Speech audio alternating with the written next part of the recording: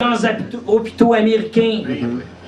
Mais surtout, le geste quotidien, le patient fruit de notre travail, en d'immenses châteaux à la gloire des ségrégationnistes, eux qui n'ont jamais accepté de partager la culture de l'indigène québécois, d'accepter son combat, d'écouter son cri dans l'histoire. Ouais. Or, les manifestants de 1969, ayant compris cela, s'adressaient à nous. C'est il y a 40 ans qu'ils ont lancé le message. C'est aujourd'hui qu'on peut comprendre. C'est aujourd'hui. Ils avaient raison. Alors, ils s'adressaient à nous, mais aussi bien dit à la jeunesse qui prend aujourd'hui le relais. Le vrai combat national n'est pas celui contre le fédéralisme, mais celui contre le système impérial d'exploitation coloniale. Cette même exploitation qui continue aujourd'hui par le biais du Parti libéral, ce parti des PPP et des amis des voleurs. Le vrai nationalisme, c'est donc celui qui revendique la réparation historique, la prise en charge de la condition québécoise dans toutes ses dimensions, culturelle, sociale, politique, économique, juridique. Le vrai nationalisme, je suis trébucheux. C'est donc celui qui se bat contre le vol étatique, contre l'oppression linguistique, contre la minorisation programmée, contre les privilèges, contre le pouvoir décadent des financiers hostiles à notre existence, contre Ottawa, contre sa machine de guerre, contre sa propagande, son mensonge, sa monarchie. Il s'agit donc de se battre avec la force que nous donne le sentiment de redonner à l'humanité sa portion de liberté. C'est ça, se battre pour l'indépendance. C'est ça, se battre pour l'indépendance. C'est quelque chose de grand. C'est quelque chose d'universel. C'est quelque chose contre l'humanité.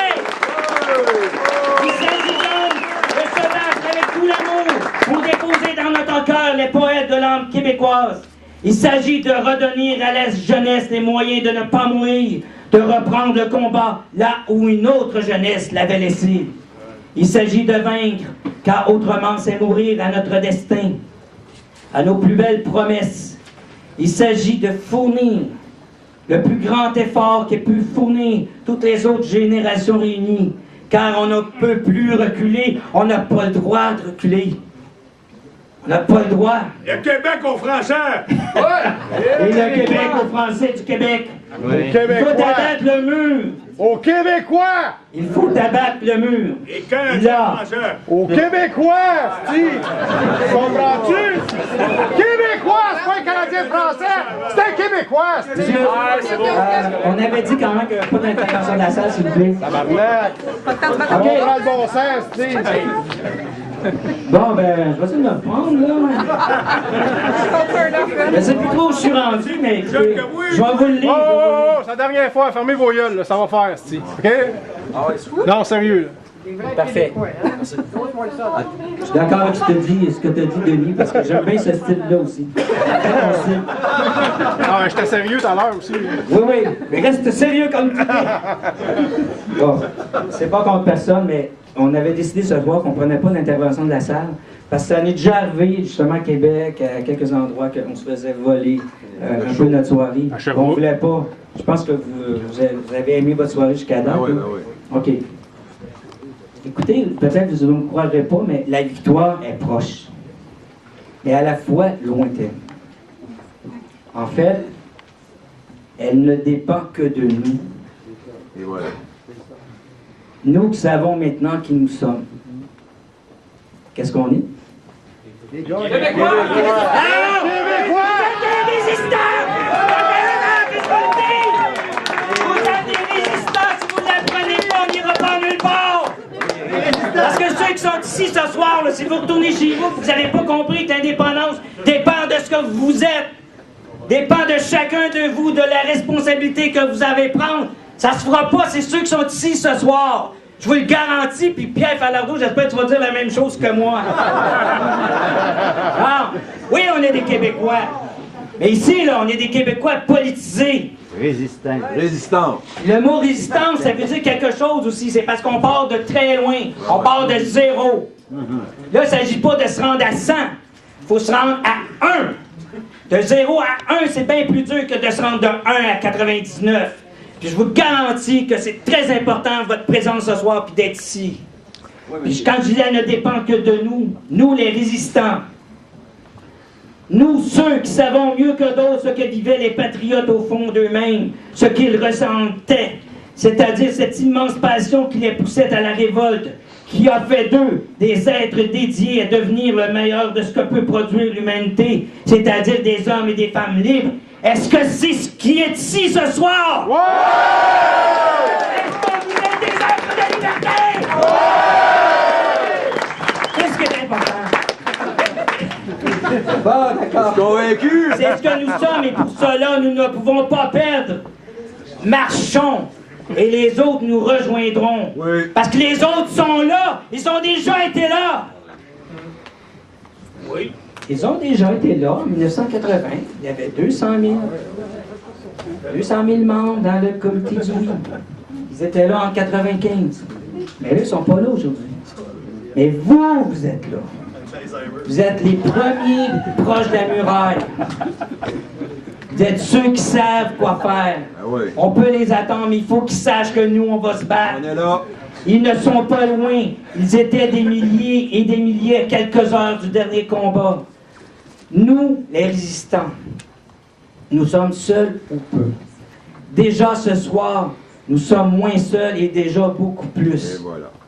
Demain, et c'est pas si loin que ça, si je me fie à ce que Ben a dit tout à l'heure. Demain, nous serons la force irrésistible qui entraînera notre peuple vers sa renaissance. Nous sommes la résistance, puis je vais terminer ça vite. Nous vaincrons! Merci!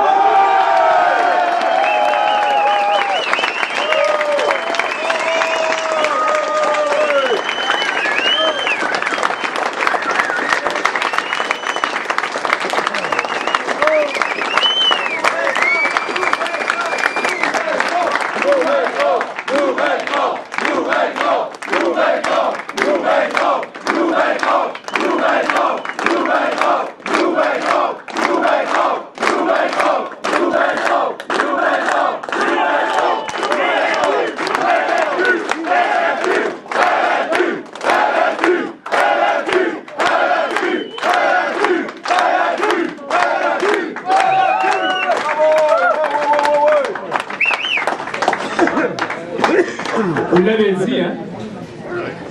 Il y a de l'énergie! René Boulanger. Oui! Il y a de l'énergie!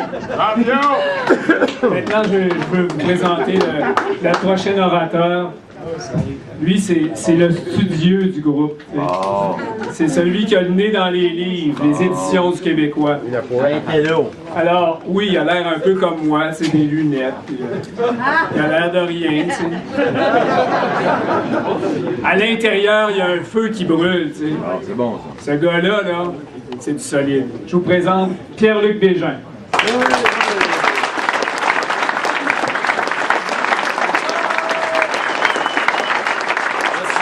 Merci Bernard, merci beaucoup. Alors, je vais enlever ça ici, je vais être plus à l'aise comme ça pour vous parler. Écoutez, ça fait du bien de se retrouver. Il me semble que ça arrive pas assez souvent, il va falloir répéter ça. Mais par contre, vous mettez la barre haute, les boys, là, après tous ces orateurs. Je serai sans doute moins flamboyant, j'essaierai quand même d'être aussi pertinent pour vous faire part d'une réflexion qui m'est venue suite au visionnement du film Dédé à travers les brumes sur la vie de Dédé Fortin. Un film assez magnifique qui met d'ailleurs en vedette Sébastien Ricard de Loco-Locas, à qui j'ai eu la chance de parler cet après-midi parce qu'il nous a fait l'honneur d'être présent à notre lancement. Tout ça pour dire que j'ai vu ce film-là très émouvant. Puis que ça m'a suscité un peu la réflexion suivante que je rattacherai à ce que René vient de nous dire. René vient de nous dire la victoire est proche. En même temps, elle peut être loin, mais si on le veut, la victoire est proche et elle ne dépend dans le fond que de nous. Ce avec quoi je suis d'accord, tout d'abord, parce qu'on a tous et toutes ici franchi une étape fondamentale dans le combat pour l'indépendance. Et de cette façon-là, on a commencé à la faire, l'indépendance. Quelle est cette étape-là? Elle peut avoir l'air toute simple, mais je vous le dis, elle est fondamentale. C'est de cesser de se voir comme des vaincus, comme des défaits, comme des battus d'avance, comme des porteurs d'eau, comme des colonisés, pour plutôt se voir comme des êtres libres, faisant partie d'un peuple, d'une nation, qui doit être elle aussi libre et prendre part au concert des nations. Là, vous me direz, c'est assez évident, mais peut-être pour nous, mais pour tous ceux qu'on a à convaincre, à mobiliser, à stimuler, ça commence par ça. Parce que notre tragédie nationale, c'est tout d'abord ça. On est Québécois ou on le devient avec tous ses frères et sœurs de partout sur la planète qui viennent enrichir notre nation. Puis quel est le message qu'on nous donne comme collectivité? Et vous êtes vaincus. Puis ça commence par un enseignement de l'histoire qui est très souvent biaisé.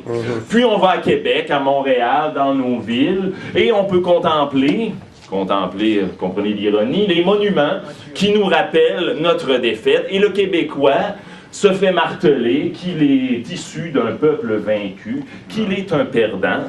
Et concrètement et directement, dans le débat politique, quand la question nationale surgit, que nous disent nos ennemis d'en face? Vous n'êtes pas capable, vous n'avez pas les reins assez solides, économiquement, vous allez vous planter. Grosso modo, vous êtes des attardés, le peuple québécois, pas assez mature, pas assez fort, pas assez intelligent pour faire l'indépendance. Donc, commencer à faire l'indépendance, c'est tout d'abord dire non à ce discours-là qui nous réduit à des vaincus et à des perdants. Nous ne le sommes pas, vous ne l'êtes pas.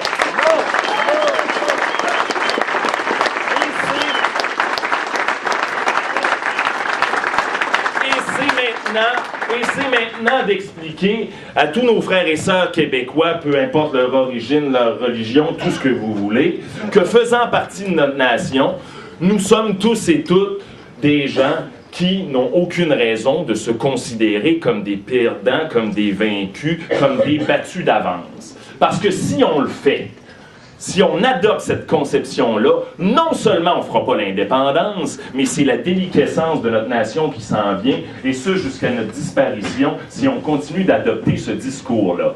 Et puis là, vous allez voir peut-être un peu pourquoi j'ai eu cette réflexion-là suite au visionnement du film Dédé à travers les brumes, et ce, avec des conséquences bien réelles chez les individus. Sans faire de la psychologie de bottine, puis sans extrapoler sur les motivations de ceux qui peuvent vivre des éléments comme ceux-là, moi, quand je regarde le suicide d'André Dédé-Fortin, puis que je lis son dernier texte, qui n'a jamais été porté en chanson, c'est le dernier poème qu'il a remis à son gérant, et que dans ce poème-là, très dépressif, évidemment, il nous parle d'indépendance, il nous parle du peuple québécois indécis, en s'attristant de notre condition nationale. Vous ne me ferez pas croire que notre situation nationale ne vient pas miner le caractère des individus qui forment cette nation-là.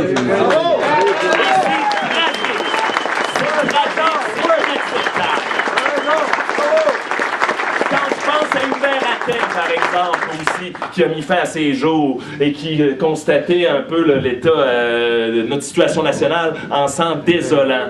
Puis quand je pense à Camille Lorrain, le psychiatre, père de la loi 101, mais tout d'abord psychiatre, qui a témoigné dans divers textes que vous pouvez aller lire sur les patients qu'il recevait et qui l'ont amené dans le fond à devenir indépendantiste en constatant que le peuple québécois, bien collectivement, était dépressif. Bien, il faut arrêter d'être dépressif collectivement. On n'a aucune raison de l'être. Nous sommes des gagnants.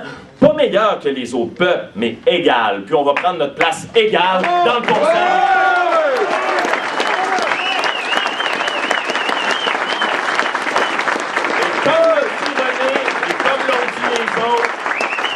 Ça commence avec vous, avec nous ce soir.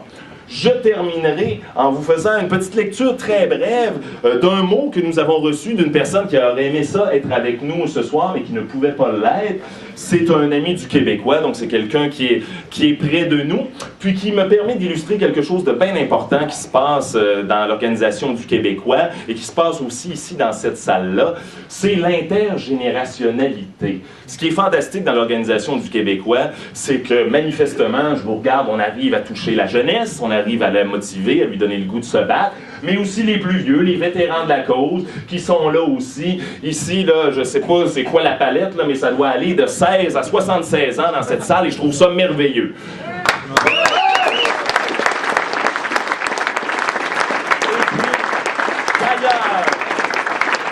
Et puis d'ailleurs, je vois quelqu'un debout, puis ça me fait penser à quelque chose que l'on m'a dit au début de la soirée. Il y a un militant indépendantiste extraordinaire qui est aussi près de l'Organisation du Québécois, qui a fait toute une réflexion sur l'État du Québec, la défense de l'État du Québec. Il fête son 78e anniversaire aujourd'hui. Je vous demanderai d'applaudir M. René-Marcel Sauvé.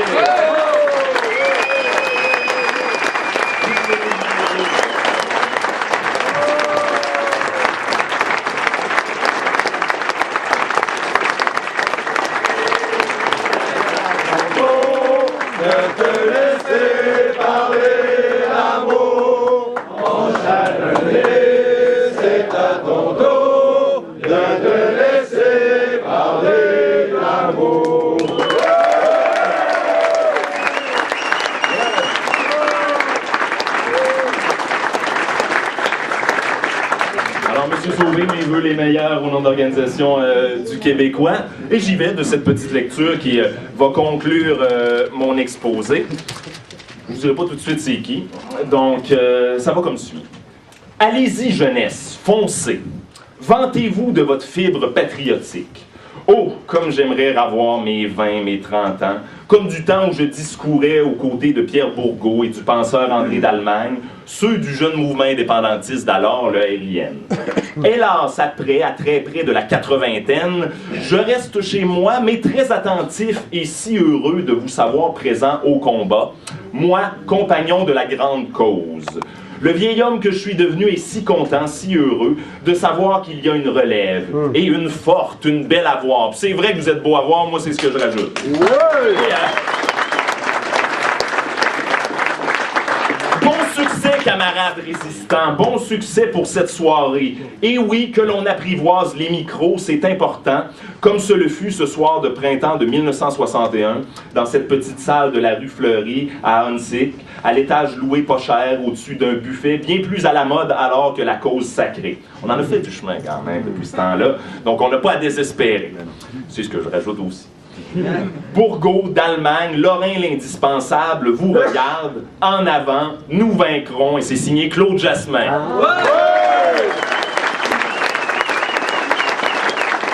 M. Jasmin. Merci à vous d'être là ce soir. Et moi, je terminerai en reprenant simplement le slogan du RIN en 1966. On est capable. Merci. Bonne soirée.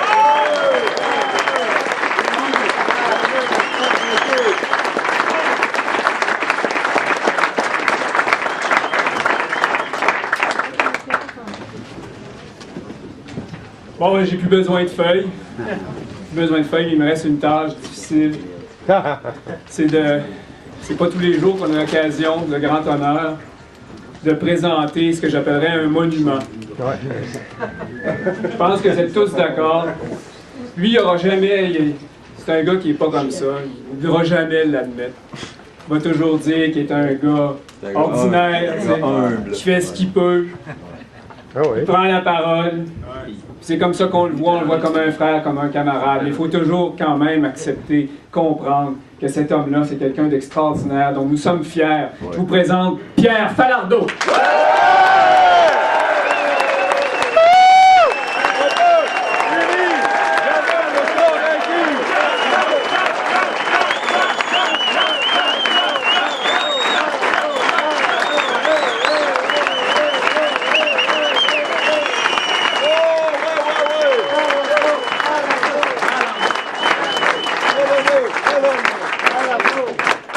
Moi, ça va être moins long que boulanger, j'ai juste 3.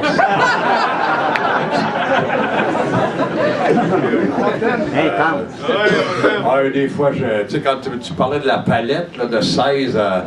Ça doit être de 16 à 165 ans. De plus en plus vieux. Mais c'est le fun parce que d'habitude, dimanche, je n'ai fait une à la Société Saint-Jean-Baptiste. Je pense que c'était moi le plus jeune. C'est décourageant. Au moins, à soir, quand Pierre-Luc, tantôt, a parlé des gagnants puis des battus, il y a une couple de semaines, j'ai fait une entrevue avec le boxeur québécois Jean Pascal. Puis je reprochais à Pascal, c'est un gars que j'aime beaucoup, parce que j'aime comment il se bat, puis il est bien, bien bon. Puis j'y reprochais d'être un peu baveux. Quand il était plus jeune, il était bien, bien baveux. Il se promenait toujours dans c'est moi le meilleur, moi je suis le meilleur au monde. Je disais, des fois, calme-toi. Là, il m'a dit, tu vois, ça c'est très québécois. On n'ose pas dire ça. Puis il dit, mais si moi je veux devenir champion du monde, il faut que je croie que je suis le meilleur. C'est ça. Là, il s'est excusé.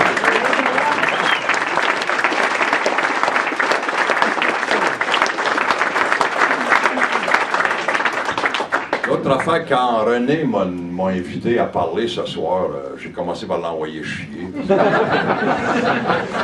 Parce que souvent, tu sais, des fois, on parle, c'est toujours les 50 mêmes.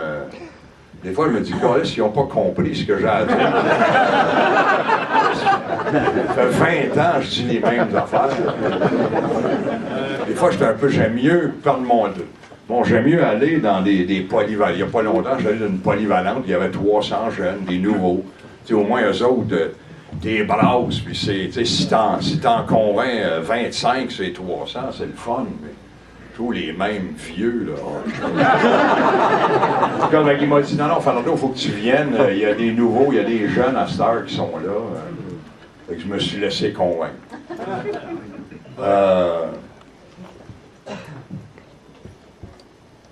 Il n'y a pas longtemps, ben c'est ça, l'autre jour, je suis allé faire une série de conférences au Saguenay.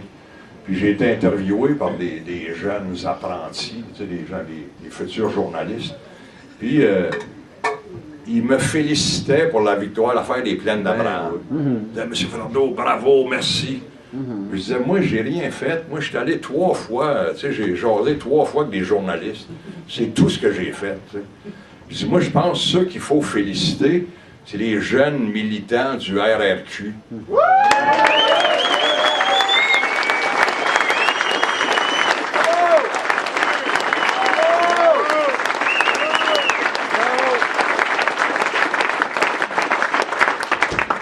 Je suis têteux, hein? C'est correct. On va te réinviter. C'est correct. Je suis têteux, mais je pense que c'est... En tout cas, quand je l'ai dit à l'époque, je le croyais. Je pense que c'est probablement tous ceux qui ont envoyé des courriels en lui disant ouais, faites-les donc votre party, on va vous arranger ça bien nice. Moi, je pense que c'est venu de là, mais l'autre jour, il y a un vieux militant de la Société Saint-Jean-Baptiste qui m'a dit c'est plus aussi l'ensemble du Québec qui s'est choqué pour une fois, puis ils ont senti qu'il était allé trop loin. Fait que là, je me disais, bon, j'ai fait peut-être la mauvaise analyse, fait que j'enlève mes félicitations. Féliciter l'ensemble du peuple québécois. Ouais!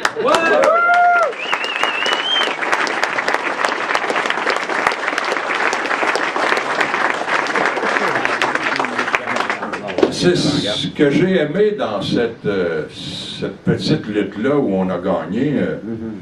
C'est que moi, quand j'ai commencé, je sais pas pourquoi, j'ai tout de suite, première entrevue avec le journaliste, j'ai tout de suite pogné le feu au cul. Parce que des fois, on dirait que c'était assez, c'était trop. C'était trop, tu sais. Il nous faut, puis il nous faut, puis il nous faut, puis il rit de nous autres. Là c'était juste trop. C'était juste assez. Puis quand, je sais pas, je dis, moi, il m'a y aller à votre parade, tu sais, puis on va vous brasser le cul en tabarnak. Il n'y en aura pas de parade.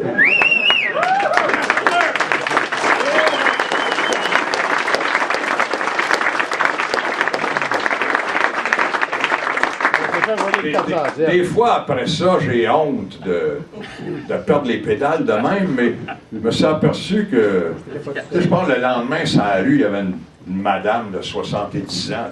Moi, si moi être là, monsieur Fernando, on va gâcher les roches.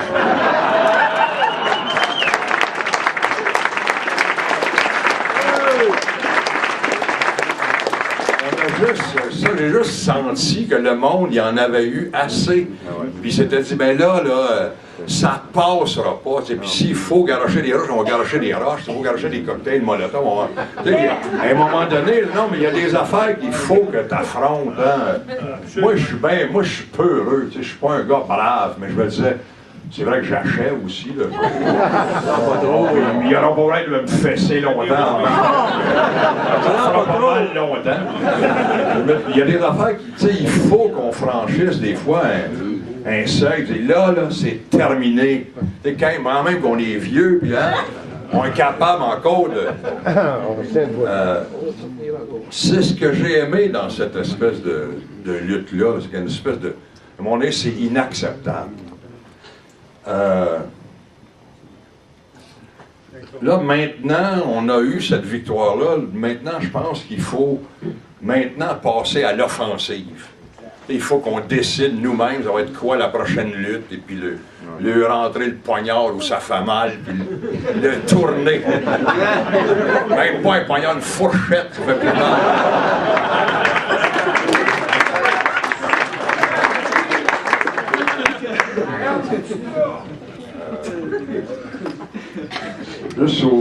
C'est ça, aujourd'hui, c'est le 40e anniversaire de McGill. Moi, je me rappelle, j'y étais. Puis je me rappelle, là, je marchais sur la rue. Je l'ai dit, j'ai jamais été bien brave. On marchait sur la rue, puis à un moment donné, il y avait une caisse de 24 de Molson. C'était 24 cocktails Molotov. J'avais fait m'étais sauvé vite. Aujourd'hui, je pense que je m'aurais ramassé.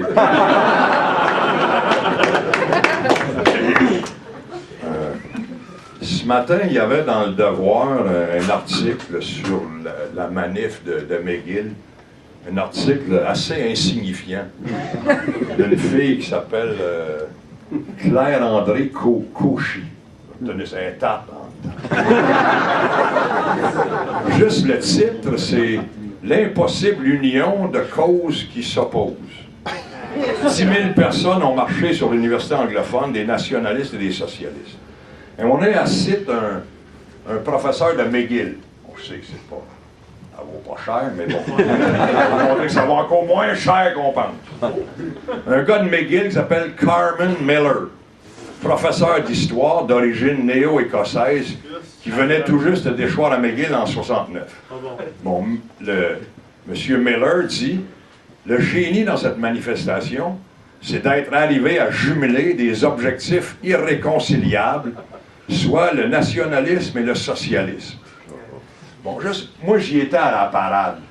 Moi, il n'y avait pas de division. Moi, j'étais contre tout ça. J'étais contre que c'était l'élite anglophone. J'étais contre que c'était des voleurs qui nous fourraient. Mais j'étais contre... Moi, dans ma seule personne, moi, j'étais aussi... Je sais pas, j'étais pour le socialisme, mais j'étais contre l'exploitation. Puis là, tu sais, je repense à ce monsieur, c'est prof d'université. Puis là, tu te dis, lui, dans les 50 dernières années, où il était, lui, Calice? Il était dans le coma. Parce que si t'es le moindrement réveillé, nationalisme et socialiste, le vieil Ho Chi Minh. Ho Chi Minh, c'est un vieux gars de la Société Saint-Jean-Baptiste, hein? Puis en même temps, communiste à l'os, donc, ça existe, on n'a rien inventé. Mao Tse-tung, y a-tu plus nationaleux que Mao Tse-tung? Donc, ça existe. Les nationalistes algériens étaient nationalistes et socialistes. Partout sur la terre, il y a eu ça. Nasser, Tito, Guevara puis Castro, c'est quoi? C'est des nationaleux. Patria au muerte. C'est plus gros que ça. Qu'un insignifiant de McGill, mais qu'en plus qu'une tarte d'écrire dans le devoir. On t'aime de même, Franck. On t'aime de même.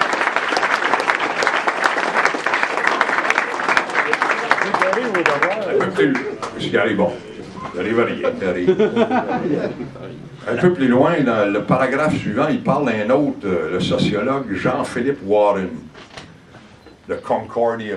Il enseigne à Concordia. Ça part mal. Mais il abonde dans le même sens. Il a fait paraître l'an dernier l'ouvrage Une douce anarchie, les années 68 au Québec. J'ai pas lu le bouquin de M. Warren, mais je pense que c'est lui qui a écrit un livre sur les marxistes-léninistes. Bon, que j'avais trouvé nul d'ailleurs. Mais, tu vois, lui aussi, un autre universitaire, ça va mal. La pauvre petite fille, Claire-André Cauchy, elle termine son article en disant bon, cette espèce d'union-là qu'elle avait tenté de créer entre les nationalistes, les socialistes, les ouvriers, ça s'était foiré. Puis les ouvriers, eux autres, ils ont lâché le nationalisme, ils sont allés vers le Front commun, où se regrouperont dans les groupes marxistes-léninistes, trotskistes et autres maoïstes. Tabarnak, moi j'étais là à l'époque. Il n'y a jamais eu un seul ouvrier dans ces groupes-là. Il n'y en a jamais vu un. Il y en avait peut-être un, là, puis il le mettait toujours en avant avec... Mais dans tous ces mouvements-là, il n'y a jamais eu un seul ouvrier. Alors, il ne nous raconte pas des conneries. Tu sais, je pense, bien bêtement, là, moi, c'est moi qui suis têteux. Je pense que le groupe politique au Québec où il y a eu le plus d'ouvriers, c'est une affaire comme le FLQ. Dans le FLQ, il y avait, quand tu regardes de l'extérieur, il y avait moitié des militants qui étaient des étudiants, puis l'autre moitié qui étaient des ouvriers. C'est le seul mouvement politique que je connais où il y avait des ouvriers. Alors, arrête de nous faire chier que les marxistes, les léninistes, j'étais là. Juste tout ça pour vous dire que René m'avait parlé en me disant il fallait qu'il y avait des jeunes militants. Donc, moi, je voulais parler aux jeunes, mais les vieux n'écoutaient pas. J'aimerais juste que une partie de votre devoir dans les prochaines années, ça va être de vous former, devenir encore plus intelligent, puis plus tough, puis plus bright, puis pour ne pas se laisser raconter des peurs par toutes sortes de crétins. Puis il faut qu'on devienne compétent, puis bien brillant, puis en même temps aussi plus tough physiquement, tough dans tous les sens. Il faut qu'on devienne des militants d'avant-garde. Il faut que vous deveniez des militants d'avant-garde. Moi, j'ai mal partout, là, ça va mal. J'ai mal parti, mon affaire. Puis, bon, j'allais reprendre... tu sais, moi, je suis pas enthousiaste comme Boulanger. Moi, je suis toujours un peu pessimiste. Mais ça me remonte le moral, pareil, de savoir qu'il a l'air à se passer quelque chose, puis que du nouveau monde embarque. Puis, c'est ça, moi, j'ai eu surtout pour parler aux jeunes... je me disais, des fois, on est là, on critique les partis politiques, on critique les chefs, puis les sous-chefs, et puis les assistants-chefs. On a probablement raison. Mais en même temps, des fois, la critique peut être bien plus large que ça. T'sais. Il y a les partis politiques, mais il y a les syndicats, ils sont où, les calices? Quand t'as des gars qui mangent avec les boss, quand ils vont faire du bateau avec les boss, puis ils mangent pour 5000 $ par semaine dans un restaurant avec l'argent du monde, ils veulent travailler sur la construction. Bravo!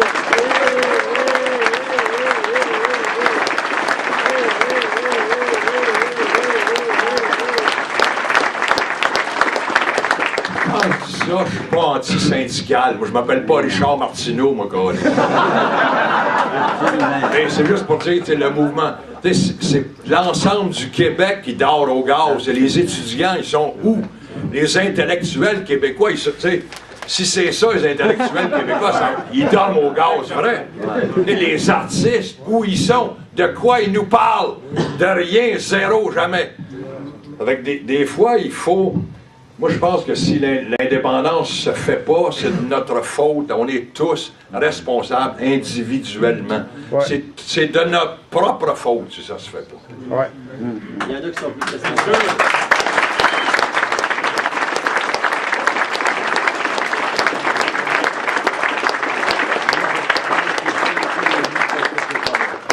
Même si j'avais 3 cartons, peut-être que je devrais en sauter. Surtout pas. Surtout pas, bon. Juste, encore une fois, pour les jeunes, moi, depuis quelques années, Des fois, je ne comprends plus le mouvement national, quels sont les arguments qu'on amène pour faire l'indépendance.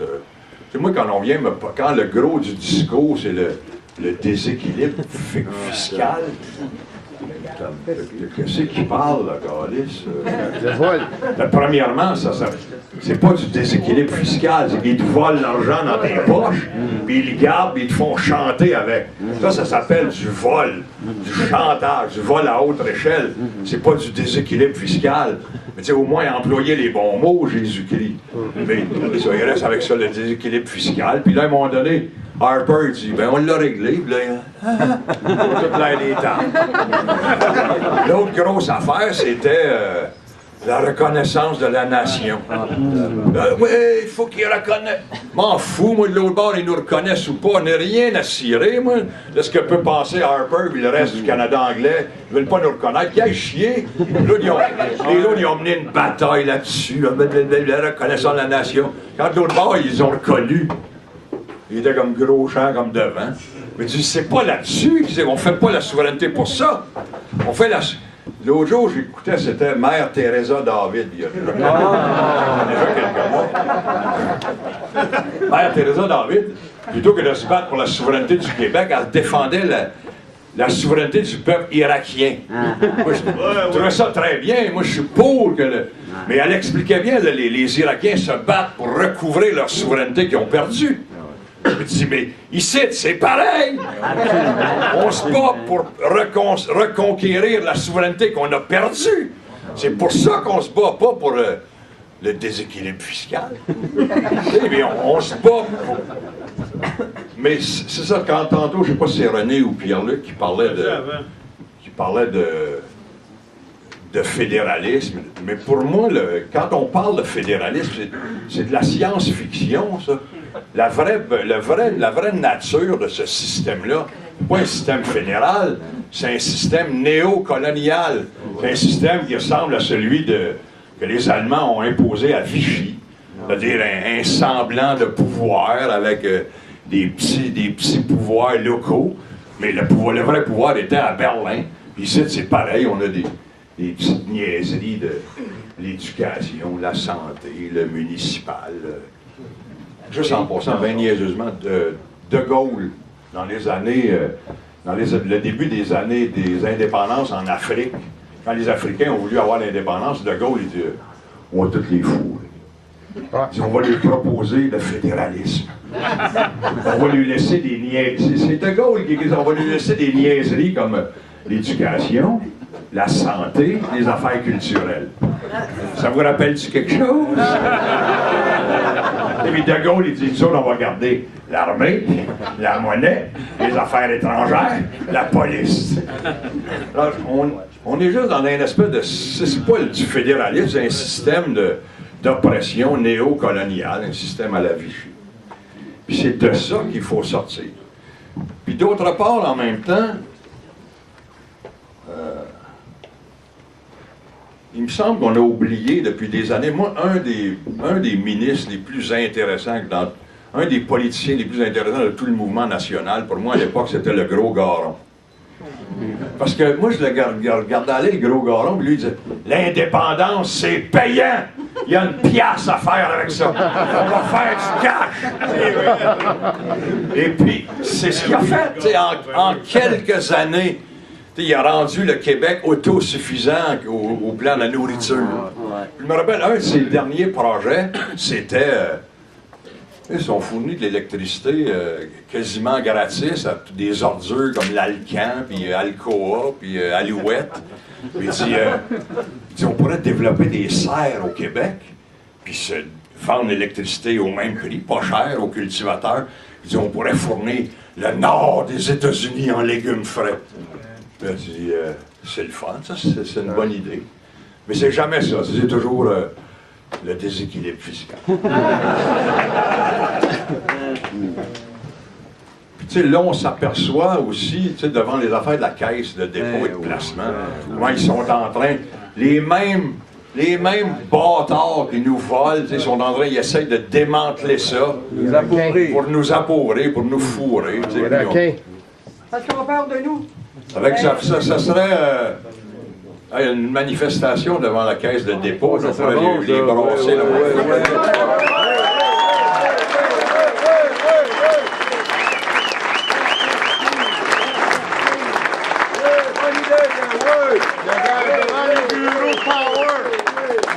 Bon, là, j'arrête. Mais non. Il y avait un bureau de power aussi. Je voudrais juste vous dire, juste en terminant, juste avant de partir, je me suis rappelé d'une petite phrase que j'avais lue de Gandhi, le père de la non-violence, qui dit en quelque part, entre la non-violence et la violence, je vais toujours choisir la non-violence. Mais il dit entre la violence et rien, je choisirai toujours la violence.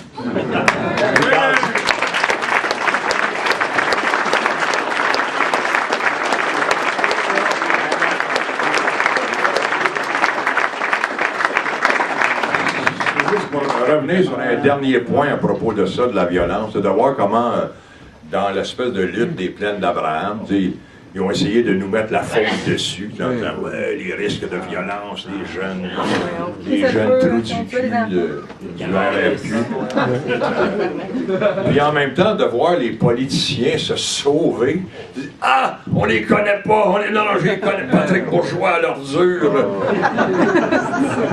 Et ouais, se sauver, parce qu'il y a des jeunes qui ont dit, on va garocher des roches. Ils paniquent déjà. Ça veut faire un pays, ça, quand même. C'est ça. Des fois, moi, je pense à...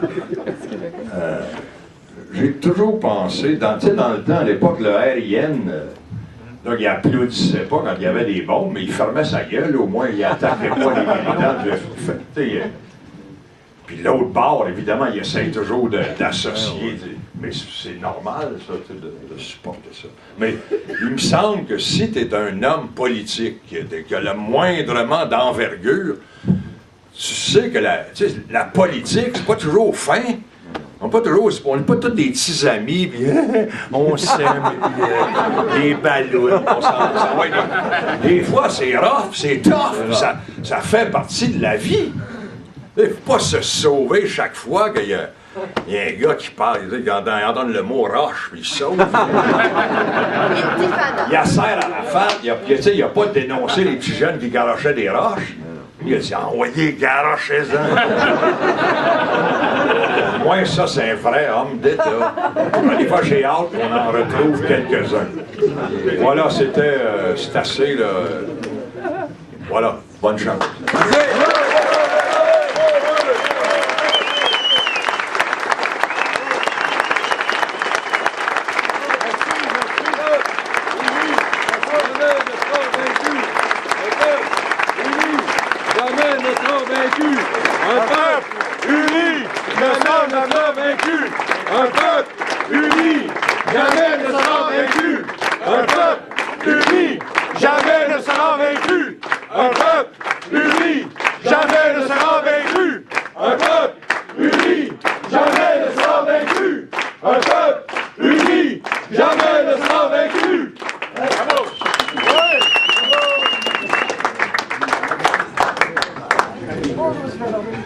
Le prochain orateur que j'ai l'immense honneur de vous présenter, c'est le directeur du Journal Le Québécois.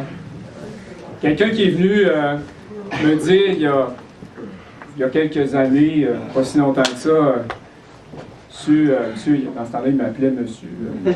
Je suis pas lié, moi. Monsieur Desgagnés, vous avez une bonne plume. Écrivez-vous dans le Journal Le Québécois. J'ai dit, mais je vous paierai pour écrire dans le Journal Le Québécois. Ben, c'est ça que je fais maintenant. C'est dans l'oreille d'un autre. Alors, Patrick Bourgeois est allé au fond ces derniers temps. Il est allé, ce que la plupart d'entre vous ne savez pas parce que vous n'habitez pas à Québec, vous n'avez peut-être pas pris le temps d'écouter les entrevues dans les radios, des radios poubelles qui ont mis ça dans l'Internet. Là. Mais c'était... Moi, j'aurais jamais réussi à garder mon calme. J'aurais arraché la face, même si je suis pas gros puis j'ai l'air de rien. J'aurais pas pu me contenir. Patrick a été d'une patience exemplaire. Il a été d'une discipline extraordinaire.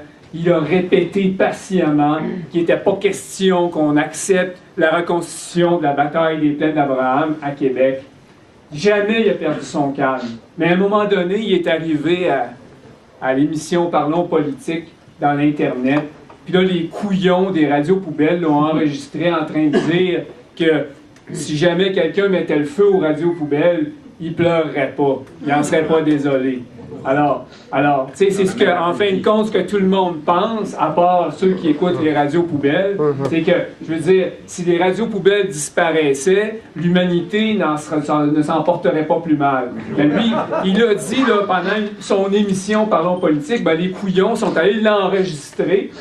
Puis là, ils ont pris l'enregistrement et ils ont diffusé ça en boucle. Pas toute l'émission où là, il étoffait son propos et tout. Mais juste la partie où il disait qu'il ne pleurerait pas si quelqu'un mettait le feu aux radios poubelles. Là, ils ont fait jouer ça en boucle. Sur les ondes des radios poubelles aux heures de grande écoute. Puis là, Pauline, elle a entendu ça, tu sais. Ah! Des violents! T'sais. Là, elle a distribué ça à tout le monde, puis elle dit il faut les bannir. Mais le gars qui a eu ce courage-là, puis que certains ont qualifié là, d'indésirable dans le mouvement, là, il mérite aujourd'hui de fiers applaudissements de notre part.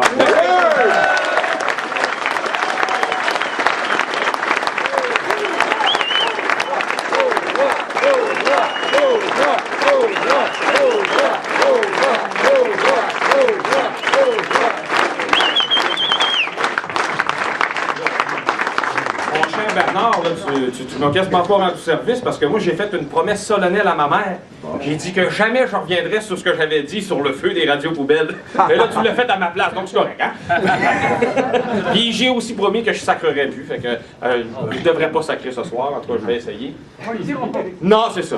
Pauvre mère, hein? Ça, dans ces histoires-là, tu vois, bon, avant de commencer ce que je veux vraiment dire, on peut peut-être revenir brièvement sur cet épisode. Ce qui est le pire là-dedans, quand tu traverses une crise comme ça, moi, c'est pas... moi, personnellement, bon, il me traitait de sale taliban de Montréal.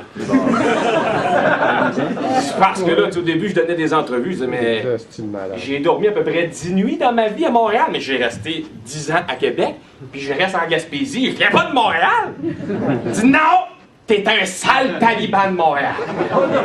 Il répétait pareil, parce que les autres, quand ils décident de diffamer, ils s'en foutent de la vérité. T'es un sale taliban de Montréal, parce que Montréal, c'est Sodome et Gomorrhe, vous le saviez pas, hein? Ça, c'est la pire ville du monde. Le trou de cul de l'humanité. Vous êtes tous des sales pouilleux du plateau.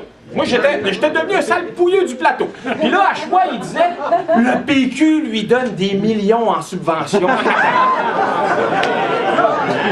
Je suis tombé en bas de ma chaise, j'ai dit, des millions, où ça? J'ai pas encore trouvé, mais là, il faudrait que j'ai tout. On va en faire la révolution.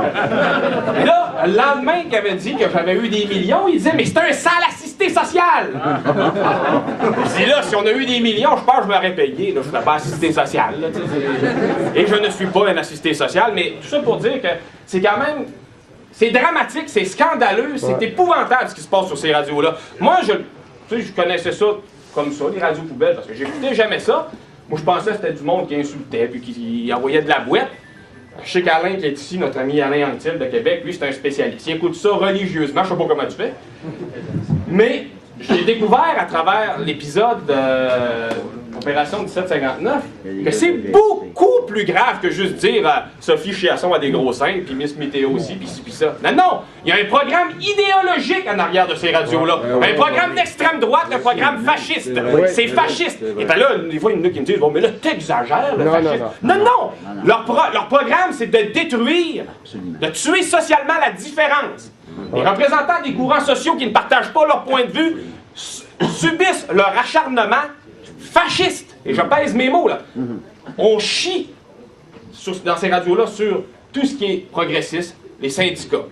On crache sur les indépendantistes. On crache, évidemment, sur le PQ, mais là, ces petits coups-là, ils vont donner des entrevues pour me toucher dessus avant qu'on parte. Mais ce qui est pire en plus... André Arthur Anton. Ce qui est pire... Oui, puis en plus, moi, je suis pas... vous parlerez à ma blonde, là, je suis plutôt macho, là. Mais moi, j'écoutais ce qui se dit sur les femmes sur ces ondes de ces radios-là. C'est épouvantable. C'est misogyne. Comment ça se fait qu'une société tolère la misogynie sur les ondes au quotidien? Hey, j'ai écouté... Ouais, mais ça commence à aller plus loin. Ça commence à aller plus loin. Tu sais, là, ils commencent à ouvrir des stations. Ils viennent de ouvrir une à Gatineau. Nos militants du RRQ à Gatineau nous disaient « Hey, du jour au lendemain, c'est passé de Radio X, c'est le même poste qu'on avait avant, les mêmes animateurs. Avant, les animateurs avaient l'allure, le lendemain, les gays, c'est épouvantable, les tapettes. Tabaslax! On peut pas tolérer ça! Puis là, quand on a soulevé ce problème-là, tu sais, ben là, moi, j'écoutais ça, puis là, t'avais Agnès Baltet qui allait ses ongles. Là, je l'écoutais, je disais, mais là, je suis encore pire que les trous de cul d'animateurs, là. Elle se mettait, oui, vous avez raison, monsieur l'animateur fasciste. C'est un sale pourri de taliban, puis là, il nuit à notre cause. Hey, Stéphane Bédard, là, qui a le petit maudit qui était chanceux de faire ça à l'Assemblée nationale, il m'a comparé à Chuck Guité. Là, il y avait l'immunité parlementaire. Elle l'avait poursuivi, cette petite tête à claque-là. Bon, c'est ça, il est rendu au poubelle. Maintenant, bon, moi, ce que je voulais vous parler ce soir, c'est de l'importance du réseau de résistance du Québécois dans le contexte actuel. Puis là, j'amène ça sans aucune visée impérialiste, voulant avaler les autres organisations. Moi, j'ai un grand respect pour les jeunes patriotes du Québec. Je trouve qu'ils font un boulot extraordinaire, tout ça. Mais, je vais parler quand même du réseau de résistance, puis tantôt, je reviendrai sur la collaboration. Mais je considère qu'on a une mission qui est fondamentale et qui est de transformer la stratégie indépendantiste. Le péquisme souverainiste, c'est un échec. Là, il faut se l'avouer, là.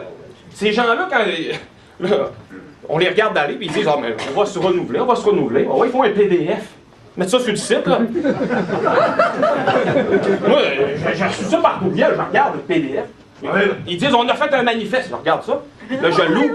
Maudit, j'ai une version tronquée, j'ai juste 4 pages. Non, non, c'est ça, c'est écrit fin. J'avais le manifeste au complet, mais c'était rien, là. Donc, il faut revoir cette stratégie-là. Là. Tu sais, moi, je considère qu'on est comme dans un contexte un peu similaire à celui du mouvement républicain nord-irlandais au début des années 60. Là, Julien va me dire « Ah non, tu prends encore des exemples de peuples en lutte qui sont raides. » Ben oui, mais c'est les plus intéressants. Bon.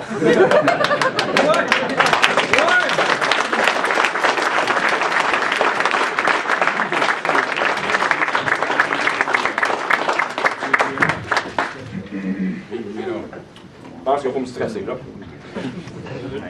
Tu sais, début des années 60, les républicains se sont dit, bon, là, l'IRA, on tire, et là, ça donne rien, le peuple nous écoute plus.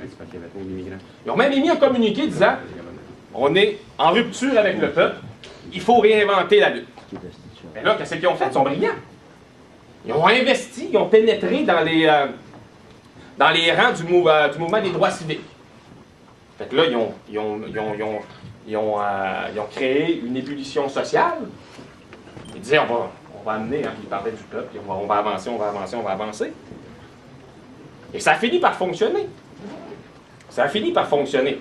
Mais ils ont eu l'intelligence de se dire, à un moment donné, ça marche pas. Nous autres, ça marche pas, là. Puis la première des étapes qu'on a, puis là, étape, ça ne veut pas dire étapisme, la première chose qu'on doit faire, c'est de s'avouer une simple chose qui est très difficile à faire admettre à bien des gens dans notre mouvement. Nous sommes en guerre. À partir du moment que tu n'es pas prêt à admettre qu'on est en guerre, tu te bats pas. Au PQ, sont toujours, puis là je sais que je ne suis pas fin pour le PQ, mais écoutez, quand on parle de changer la stratégie, il faut critiquer ceux qui prétendent la posséder et la contrôler. Quand tu refuses de dire nous sommes en guerre, puis pourtant c'est pas bien dur, ils nous l'ont dit qu'ils sont eux autres en face. Chuck Guité, Chrétien et compagnie, qu'est-ce qu'ils ont dit? On va les tuer séparatistes, on va les écraser, ça c'était Garcia, puis on est en guerre. Puis nous autres, hein, on est là, puis la main tendue. Ça peut pas marcher. On ne peut pas les considérer comme des partenaires, ce sont des ennemis. Mais ça, là, là, ici, là, on est tous hein, des crinqués de l'indépendance, ça va bien. Là. Mais là, commencez juste à parler de ça dans vos réseaux, puis parmi vos... allez parler de ça à Pauline Marois, ouais. Pas sûr que ça va passer. Fait que si on se dit, OK, on est en guerre, à partir de là, on peut envisager d'adopter ce qui doit être fait. Et ce qui doit être fait nécessite, oui, du courage, mais surtout une éthique de travail. Moi, je crois qu'on n'a plus le droit de tolérer que dans notre mouvement, faire la révolution, c'est s'asseoir autour d'une table en buvant une bible et en disant « Oh, on va faire ça, on va faire ça », ou ben non, le PQ qui fait un PDF. Il faut travailler. Nous autres, l'Organisation du Québécois, c'est ce dont après je suis le plus fier, c'est que en 2001, quand on s'est dit il y a un problème, on ne contrôle pas le message. Hein? Nos communications sont aux mains de l'ennemi, puis on lui demande, s'il vous plaît, diffuser ce qu'on voudrait dire. Complètement surréaliste comme stratégie. Ben nous, quand on s'est rendu compte de ça, puis là, ça prenait pas un coup de génie, là, dans le mouvement, le monde l'avait bien compris, mais personne ne faisait rien. Nous autres, on s'est dit, bon ben, on n'a pas beaucoup de moyens, on n'a pas de millions en subvention, contrairement à ce que certains disaient. Mais on a dit, on va faire quelque chose. Puis au moins, il est arrivé quelque chose. C'est le journal, il existe depuis 2001, puis la maison d'édition, puis Québec Radio. Puis Québec Radio, des fois, il y en a qui disent, oh, mais ça rayonne pas beaucoup. Attendez, des fois, c'est sur choix. Ça rayonne! Au moins, on a fait quelque chose. Il y a eu un début de quelque chose. Mais là, quand je parle du problème qu'on a actuellement aussi, c'est avec nos chers amis péquistes. C'est que là, il y a une autre chose qu'il faut s'admettre collectivement, c'est que notre aile parlementaire, ce parti-là, est actuellement contrôlé par des gens qui ne pensent qu'à leur profit personnel. Les carriéristes contrôlent ce parti-là, et en contrôlant ce parti-là, puis en mentant, en disant « Oh, mais c'est toujours important pour nous, la souveraineté, ils en parlent de temps en temps », mais en monopolisant encore et toujours ce courant-là, cette option-là, ben, ça nous complique la tâche à nous, en dehors du Parti québécois. J'imagine qu'il y en a beaucoup qui sont en dehors, mais il y en a qui sont peut-être en dedans, mais à ceux qui voudraient ramener la question nationale au niveau où elle doit être, ben, ça nous complique la tâche parce qu'il y a des gens qui ne nous suivent pas là-dedans. Ils disent « Oh, mais là, Pauline a dit souveraineté une fois, mais elle a fait un PDF. » Puis, tu sais, je dis pas des affaires en l'air, là. T'sais, moi, j'ai travaillé un petit bout au cabinet Landry. On m'avait... Là, je m'excuse pour mes camarades qui m'ont entendu répéter cette anecdote-là quand même à quelques reprises. Mais j'étais au cabinet Landry, on m'avait demandé d'enclencher le chantier pays. La saison des idées, on est en 2003. Puis là, moi, je m'assois là-dedans, tout enthousiaste. J'étais ultra péquiste, moi, avant. C'était Pierre-Luc, le crotté de pas propre. C'était pas moi. Fait que là, moi, je m'assois hey, j'étais au cabinet Landry, le bureau, M. Landry est en face. Je dis, hey, là, on est au cœur du combat. Là, je demande aux conseillers, je dis, amenez-moi donc ce que vous avez fait depuis 95. Ça va être, parce que moi, mon rôle, c'était de créer un corpus pour ceux qui viendraient après moi, dans le chantier pays, pour qu'il y ait de la matière sur laquelle travailler. J'ai dit, ben là, amenez-moi ce que vous avez fait depuis 95. On est en 2003. Il me dit, ouais, on n'a rien fait. Vous n'avez pas écrit une ligne? Non. Là, j'étais assis dans mon fauteuil, mais je pense qu'il a rapetissé de 3 cm à force que le poids. Que ça... Moi, j'étais militant, puis je me disais, hey, là, je vendais des cartes de membres à 5$. Hein, ils n'ont jamais monté le prix en plus depuis à peu près 30 ans. Nous autres, c'est 20$. Hein, on est ambitieux. Là, tabarnak, moi, je vendais vos cartes de membres, je pose vos pancartes, vous nous riez en pleine face. Ça n'a pas de bon sens là, qu'on néglige autant cette cause-là en face, tu sais. Tantôt, c'est bon, René disait on va gagner, tout ça, puis je partage tout à fait ses analyses, puis il y avait de l'optimisme, Pierre est un petit peu moins optimiste, tout ça. Moi, je pense qu'on peut gagner, mais on ne gagnera pas si on ne travaille pas. Là. En connaissez-vous dans une société des gens qui se fixent des objectifs aussi ambitieux que celui de faire un pays français en Amérique du Nord, au cœur de l'Amérique anglo-saxonne? Pas un objectif quand même tout à fait... Hein, on s'est donné un bon défi. Là. Puis dans la vraie vie, il y a du monde qui dit « moi, je vais faire ça dans la vie, puis là, ça va être dur, puis tout. » Mais ils travaillent pour y arriver. Mais nous autres aussi, il faut travailler. Puis, bon, tantôt, je parlais de mes peuples en lutte les plus intéressants. Mais eux autres, les républicains nord-irlandais, parce que là, je parle toujours de notre réorientation stratégique qu'on doit adopter. C'est les républicains, à un moment donné, eux autres, ils se disaient, parce que les autres, c'était juste la guerre, hein, avant les années 60, l'IRA traditionnel, c'était juste l'approche guerrière. Là, les autres, ils se sont rendus compte, à un moment donné, que ça ne pouvait pas juste être ça. À un moment donné, c'est pour ça qu'ils sont embarqués dans les droits civiques, tout ça, c'est, il faut que tu parles, puis tu ailles chercher un appui populaire, il faut que tu plaises à la population que tu représentes dans cette lutte-là. Là, ils ont fusionné les approches. Et nous autres, ici, au Québec, le mouvement souverainiste, lorsqu'il travaille, il est seulement prosélyte. Hein? Nous autres, c'est juste, on va parler plus pour convaincre plus. Puis là, quand ça ne convainc pas, là, Jonathan Valois nous dit, là, on va se curer les oreilles, puis on va écouter en maudit, puis là, on va trouver ce qu'il faut dire. Mais c'est pas comme ça qu'une lutte de libération nationale se mène. On doit fusionner les deux approches. Ben en a glissé un mot tantôt. Il faut, bien sûr, conserver un appui populaire dans la population, mais il faut aussi faire souffrir ceux d'en face. Il faut les faire souffrir. Il faut qu'ils trouvent ça lourd, difficile d'exploiter la colonie. Nous autres, au Québec, là, ils sont gros durs. Hein? Ils sont ici, puis là, mes amis, il se passe absolument rien. Puis là, on dit jamais rien, on subit tout. On se fait voler 40 milliards, ils nous mettent un gars de Bay Street, puis ça, il se passe absolument rien. Là, ils nous font un 4 centimes. J'écoutais Jean-François Vallée tantôt au Conseil de la souveraineté. C'était épouvantable ce qu'ils ont fait avec le 4 centimes à Québec. Ouais. Puis là, ils voulaient ajouter la cerise sur le Sunday avec la reconstruction de la bataille des plaines d'Abraham. Tu sais, ça peut pas juste être ça. Il faut leur faire mal. Puis quand on parvient à leur faire mal, on n'a pas fait grand-chose. Je parle d'opération 1759. On a cassé un party. Là. Pas grand-chose, là. Mais on l'a cassé, le maudit party. Nous autres, puis le mouvement indépendantiste, puis les Québécois qui sont mobilisés. Avez-vous vu la réaction? Moi, quand on a fait on a souligné notre victoire au bord du RRQ à Québec, là, notre stratégie de com, c'était on les nargue. On leur en a passé une, on en a gagné une, on les nargue. Là, c'était dans le journal de Québec au Soleil. Ah, là, c'était le petit maire de Québec, puis les indépendantistes, là, les bras dans les airs. Mais j'avais dit au Flo aussi. J'ai dit, non, mais ça, c'est parce que c'est mes petits gars. Là, j'avais dit aussi aux militants, et aux militants à Québec, aux militantes aussi. Il dit là, ils seront pas contents. Là. Ça va fesser, là, attachez vos bretelles. Là, moi, je pensais que c'était Pierre qui allait tout recevoir, mais là, finalement, j'en ai reçu pas mal, moi, ici. Fait que ça a cogné, là, tu sais. Fait que là, il faut apprendre à leur en passer d'autres de ces victoires indépendantistes-là. Tu sais, on peut pas se contenter de juste une, puis là, on rentre dans nos terres, puis là, c'est fini. Mais pour adopter cette approche antagoniste que j'appelle, au lieu du collaborationnisme, hein, fini là, les mains tendues, puis non, nous autres, on ferme le poing, puis si tu veux venir chercher mon Dieu, tu vas l'avoir, mais tu vas me passer sur le corps. Là, quand on n'est pas beaucoup, on n'en gagne pas beaucoup. Et plus qu'on va en gagner, plus que l'autre bord, ils vont choquer, plus qu'on va en gagner, plus qu'il y en a qui vont vouloir venir gagner avec nous autres. Ça tente-tu à grand monde, ça, d'être dans un mouvement de losers? Personne. Ça, moi, j'avais dit au début d'opération 1759, j'ai dit là, si on fonce, parce que nous autres, c'est ça qu'on bouge pas tout le temps vite au réseau, on prend le temps de voir est-ce qu'on peut marquer beaucoup de points, qu'est-ce qu'on peut atteindre comme objectif avec ça.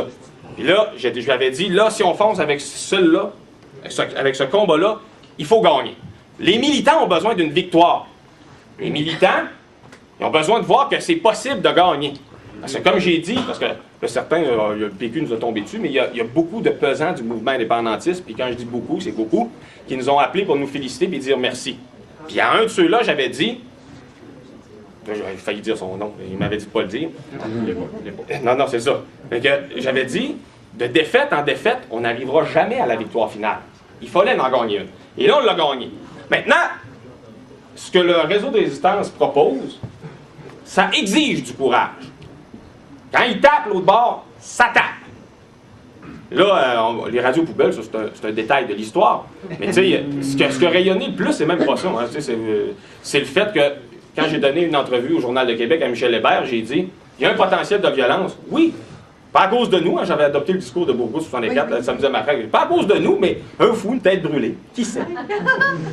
J'ai dit, puis des deux bords. Mais là, qu'est-ce que ça a fini dans la presse canadienne? Il a évoqué des appels au meurtre pour faire capoter la... Mais là, évoqué, pour les ticounes de journalistes de Watt, ça veut dire il l'a dit. Mais moi, j'avais évoqué certaines... Et là, c'était rendu les appels au meurtre. Fait que là, ça a décollé, mon ami. Ouf! Ça a brassé pas juste à peu près. Fait que, tu sais, là, t'as eu ça, mais t'as eu pire aussi. Ça reste encore juste de la diffamation. C'est pas drôle. Ils tentent de te tuer socialement, de te discréditer. Mais au bout du compte, Puis bon, ils m'ont traité de terroriste. Bon, c'est pas si pire que ça, là. La presse fasciste. Ouais. Mais, tu sais, il y a eu pire que ça. Puis ça l'a moins circulé. Et quand je dis qu'il faut être conscient, pour ça, on ne peut pas vivre dans l'inconscience, le courage, quand tu es inconscient, tu n'es pas courageux, tu es juste seulement. Hein? Fédéral, dans cette histoire-là, les conservateurs, il y avait un projet de motion à la Chambre des communes disant Falardeau-Bourgeois, ce sont de sales, ben, ils disaient pas sales, mais ce sont des extrémistes racistes terroristes financés par le Bloc. Bon. Mais la deuxième partie de la motion était terrible. Nous devons prendre tous les moyens à notre disposition pour interdire des organisations comme le Réseau de résistance du Québécois.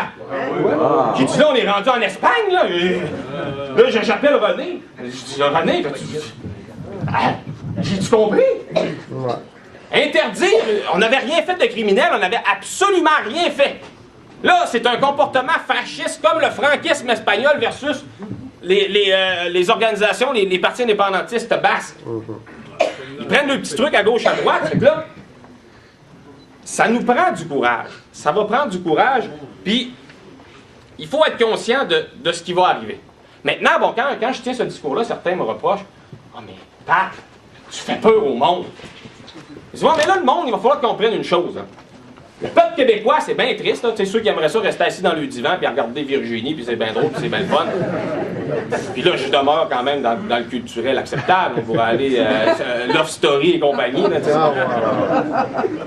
sais, il faut qu'ils comprennent une chose. Le Québec est condamné à vivre des tensions.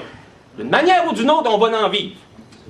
On va vivre des tensions si on fait, et j'espère que nous le ferons, c'est parce que c'est le seul choix légitime pour l'avenir du peuple québécois. Si on choisit de faire l'indépendance, oui, il va y avoir des tensions. Hein? On casse un parti, ils veulent nous tuer. Et qu'est-ce que ça va être avec un oui à 52%? Il faut se préparer. Il faut être conscient de ça. Maintenant, si on décide de laisser faire, hein? C'est trop épeurant de faire l'indépendance, ça va brasser. On se laisse mourir, parce que si on ne fait pas l'indépendance, c'est la mort. C'est la mort du peuple québécois à plus ou moins brève échéance. Il va y avoir des tensions aussi. Il n'y a pas de peuple qui meurt sans que ça brasse. Puis c'est pas moi qui le dis, c'est un péquiste. Regardez là. René Lévesque il avait osé l'admettre en affirmant « L'indépendance, c'est le saut que doit faire le Québec hors de la survivance pour entrer dans l'existence normale. Sinon, ce qui nous attend, c'est l'extinction graduelle avec tous les soubresauts de violence anarchique qui l'accompagnent, l'agonie insensée d'un organisme bâti pour vivre. » Exactement. Moi, ce que je propose, puis ce que le réseau de résistance vous propose, on va souffrir pareil, aux individus, aux autres organisations, c'est ayons le courage de traverser dignement ces tensions-là. Moi, j'ai choisi les tensions de la liberté. Je ne veux pas choisir les tensions de la mort. Puis je pense que personne ici qui veut choisir les tensions de la mort. La liberté, même si c'était peurant, c'est pas mal plus stimulant que de regarder un peuple qui se meurt à petit feu. Oui.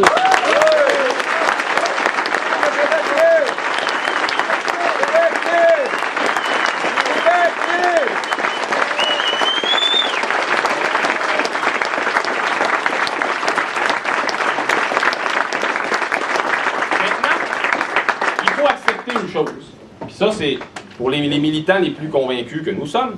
Il faut aussi accepter qu'il y a des Québécois qui vont avoir toujours trop peur de nous suivre sur le chemin de la liberté. Ils ne nous suivront pas. Il faut garder un œil parce que des fois, ils nous tirent dans le dos, par exemple.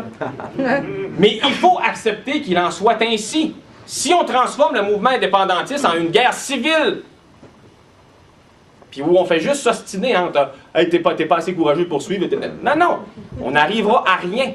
Là, on va prendre ceux qui ont des couilles, ceux qui ont du courage, puis on va avancer. À 4-5, parce que c'est vrai, la stratégie de com pour Opération 1759, où on le tapait puis on rentrait dedans, c'était pas beaucoup de monde, là. Puis, Opération 1759, on l'a gagné, il n'y a même pas eu de manif, il n'y a pas une graphine, il n'y a rien. Fait que, on est capable de faire ça à très peu, mais comme je disais tantôt, à force de gagner, il y en arrivera davantage qui seront avec nous, puis on va progresser. Mais il ne faut pas continuellement se tirer les uns sur les autres. Ce qui m'amène à dire une chose, c'est que je sais que dans le cadre d'Opération 1759, certains ont dit « Ouais, mais là, le réseau de résistance, c'est comme... » Il voulait comme dire que c'était lui, puis lui, puis... Moi, je pense que on a une responsabilité aussi au réseau de résistance puis dans le mouvement indépendantiste, puis c'est de trouver la façon qui va permettre à toutes les organisations décidées et courageuses de travailler ensemble. Il y a des gros égos dans ce mouvement-là, puis là, je ne commencerai pas à faire de cachette en disant que moi, j'en ai pas, là. On a tous des gros égos, on est toute une gang de gros caractères, mais il faut absolument trouver une façon de s'unir et de travailler ensemble. On peut peut-être regarder qu'est-ce qui s'est fait au Pays Basque. À un moment donné, ils ont été obligés de créer Eribatasuna. Eribatasuna, ça veut dire l'unité de la nation. Ils ont mangé comme nous autres, toutes divisées en petites organisations. Quand tu es toutes divisées, c'est dur d'avancer d'un seul pas, là. Peut-être qu'on pourrait trouver une structure qui permettrait à toutes les organisations et le réseau puis tout d'être sur un pied d'égalité. Puis quand il y a des combats nationaux qui se présentent, quand on a besoin de travailler ensemble, c'est cette structure-là qui s'enclenche. Comme ça ménage les égos de tout le monde. C'est une idée comme ça que j'ai. Mais ce qui est évident, c'est qu'il va falloir qu'on se serre les coudes parce que on n'est pas beaucoup à vouloir faire ces durs combats-là. Exactement. Donc moi, je terminerai avec une citation qui va être paraphrasée, je ne l'ai pas textuelle, là. Mais Pierre Vallière, théoricien du FLQ, puis qui est passé au PQ, puis qui en est ressorti, puis tout ça, qu'est-ce qu'il disait dans le film de Jean-Daniel Lafont, Le Prince Consort? La liberté en colère. Vallière, il disait, dans une société, ça va toujours prendre des gens qui vont s'investir sans penser aux conséquences. Ils vont dire, il faut que cette société-là change, puis moi, je fais ce sacrifice-là de m'engager pleinement, puis de ne pas penser à qu'est-ce que ça peut représenter pour moi comme conséquence. Il faut que chacun d'entre nous, on trouve quelle est notre place dans ce mouvement indépendantiste-là. Puis pour certains, le sacrifice, ça va peut-être être juste de faire le sacrifice du temps qui était jadis consacré à des passe-temps. Pour d'autres, ça sera un engagement plus important. Mais il faut tous et toutes s'engager parce que c'est la seule façon qui va nous... C'est de la seule façon qu'on va aller chercher la victoire à un moment donné. Et je terminerai pour vrai cette fois-là avec une... Puis ça, c'est Daniel qui m'a fait le cadeau de cette citation-là. Ah, oui. De James Fintan Layler, qui était... là encore, Julien, je m'excuse, je retourne encore en Irlande du Nord. C'est un journaliste et patriote irlandais du 19e siècle. Puis lui, il disait... Quiconque vous dira qu'un acte de résistance fut-il le fait de 10 hommes, ces 10 hommes fussent-ils armés de pierres, quiconque vous dira qu'un tel acte était prématuré ou dangereux, celui-là mérite le mépris et les crachats. Car je vous le dis, un jour, quelque part, il faut bien que quelqu'un commence, et le premier acte de résistance sera toujours prématuré et dangereux. Alors moi, je vous invite à devenir ces résistants-là dont René parlait. Ensemble, on va gagner.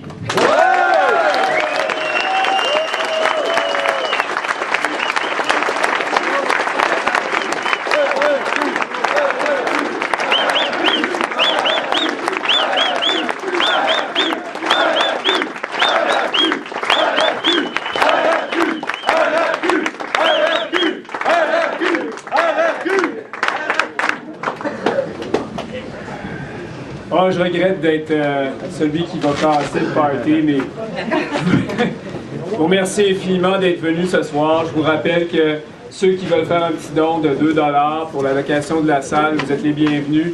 Adhérez au RRQ. Soyez avec nous encore. On va se revoir. Merci.